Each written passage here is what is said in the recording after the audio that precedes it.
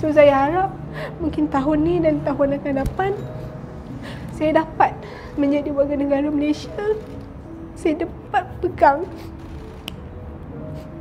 kad yang berwarna biru yang bertulis nama saya dan gambar saya yang bertulis saya warga negara Malaysia. Sebab kalau tak ada benda tu saya susah. Saya nak bekerja, saya susah. Saya nak keluar rumah pun saya takut.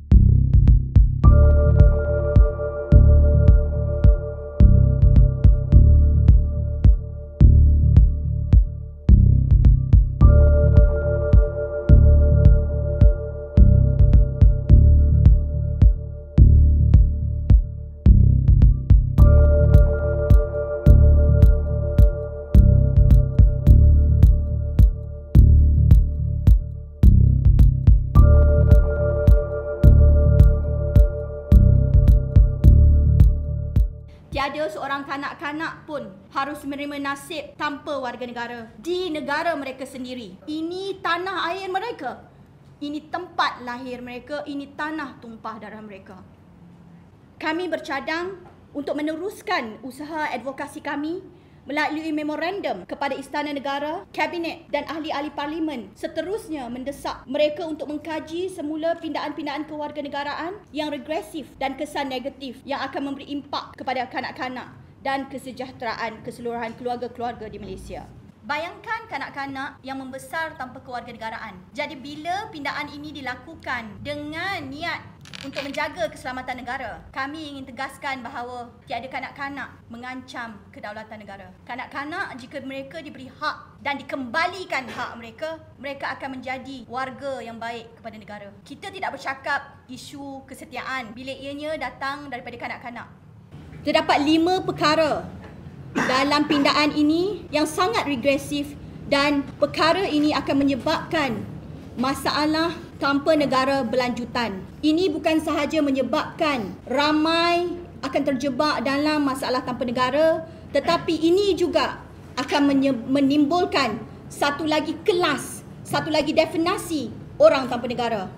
Perkara ini adalah satu perkara yang kita tidak mahu panjangkan dan lihat berlaku di negara ini.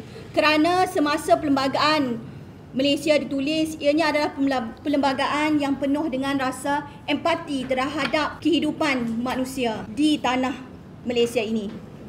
So the government says, no, don't worry, we're taking away citizenship by operation of law and giving them citizenship by registration. Masih ada jalan untuk mereka apply untuk citizenship. Ya? I will tell you now, citizenship by registration is no joke. Orang kata mungkin senang je, pergilah register. Tak susah, letak je lah, bring your form to the counter. Tapi sebenarnya, the reality is it is not like that. You are stuck in that process for at the very least 5 years before you get a response. Macam nak gerak mak-mak ni keluar ke hulu ke hilir, keluar masuk Putrajaya, pergi counter tanya apa status application saya, jawapan yang mereka dapat dalam proses.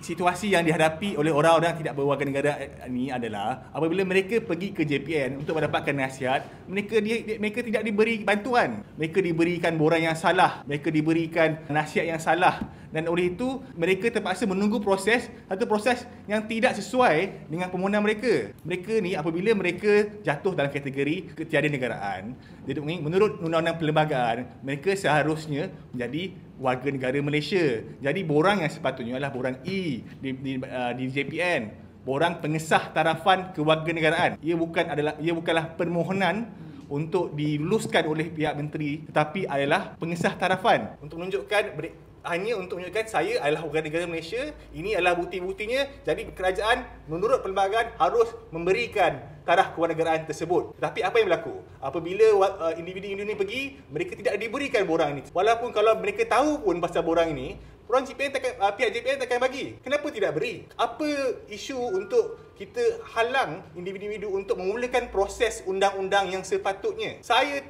sendiri banyak pengalaman terpaksa mendampingi semua individu ini untuk dapatkan borang tersebut. Satu hari je di JPN untuk dapatkan borang saja. Belum mulakan lagi proses permohonan. Inilah isu dia. Pihak JPN tidak menurut undang-undang, tidak menghormati perlembagaan persekutuan kita dan dibenarkan oleh pihak Menteri Dalam Negeri, dibenarkan oleh pihak Kerajaan Persekutuan, dan mereka lagi mengukuhkan ini ketidakindahan pasal perlembagaan ini dengan mengeluarkan pilihan-pilihan zalim.